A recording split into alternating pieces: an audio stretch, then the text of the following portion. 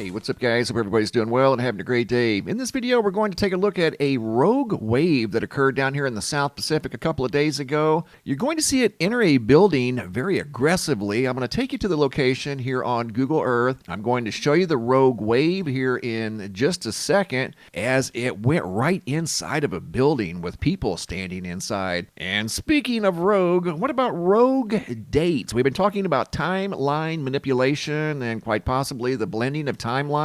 I was watching TV last night.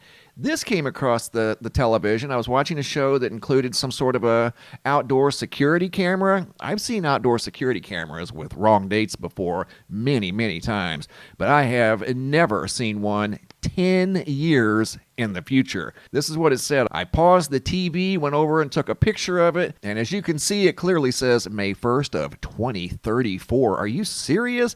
Could be a simple digital glitch, but what are the odds since we've been talking about timelines and time manipulation, and within about 48 hours, I see the year 2034 on a brand new program on television. Just super weird, that's all. Coming over here to the homepage of the website, today's feature photo was sent in by Ring Girl 76 out of Chiltern, Australia.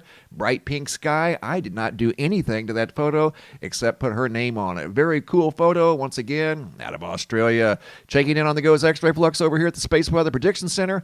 A steady flurry of M-class solar flares. We were talking about this a few days ago, how solar activity could increase in the coming days, and it certainly has. There's been over 12 M-class solar flares in the last 48 hours. Looking at the Earth-facing side of the sun, this is where they're originating from, and there have been dual solar flares here recently from this active region and this active region down here, almost simultaneously within seconds of each other. Solar flares hopping off of both of those active regions. So solar activity has definitely increased. Looking at the power outage situation over at poweroutage.us, all good for the time being. Hopping over to the Yellowstone supervolcano caldera, looking at the seismographs that monitor the mighty supervolcano. Have all of the seismographs back online. Not too much going on today. Very little earthquake activity and very little magma intrusion. Checking in on Lake Mead, still going up in positive territory. That's good. Haven't seen that in a long time. Lake Mead is still on the rise. Lake Powell, however, is on the decline. Lake Powell sits in front of Lake Mead, so it's just a matter of time before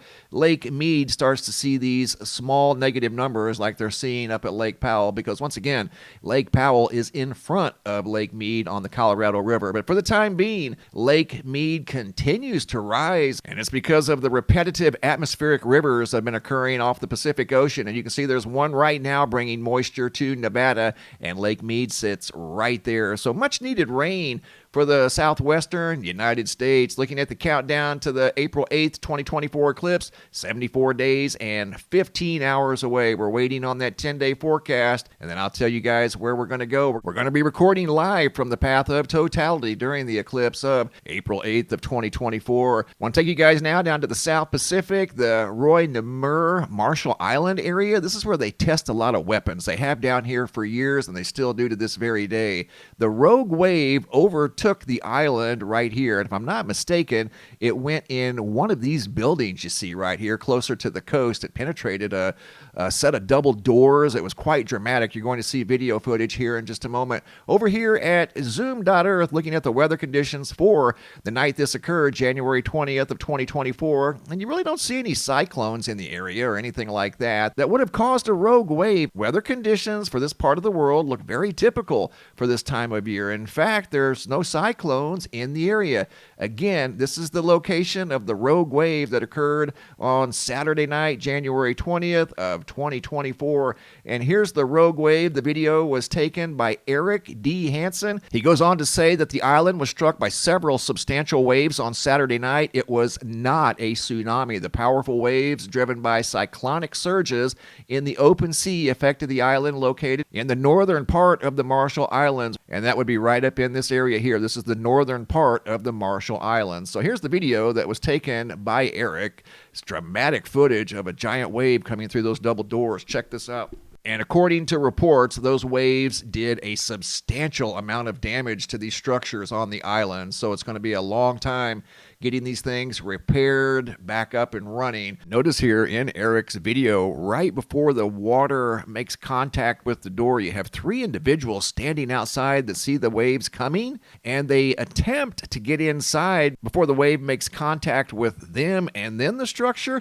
Notice how the glass fractures right as the water hits the bottom of the door. You can see the door down here bowing, causing the glass to fracture on the left-hand door. This young lady over here gets swept away by the wave. In fact, all of these people get swept inside the building with the doors, as both doors come off of the frame very easily from the very powerful wave that once again penetrated the building. And it's no telling when the building is going to be safe for occupation again, and it's no telling when the island is going to be safe for occupation again. This may be the new trend. Those little islands out there might be at the mercy of these large waves more often than not here moving forward. We'll have to wait and see, but that was one very powerful rogue wave that made contact with that structure. So from what I understand right now, they've evacuated most people off of the islands heavily affected by those rogue waves once again that overtook the island on the night of January 20th of 2024. I'd like to give a big shout out to the newest Star family members. Donna Brown is now a Green Star family member.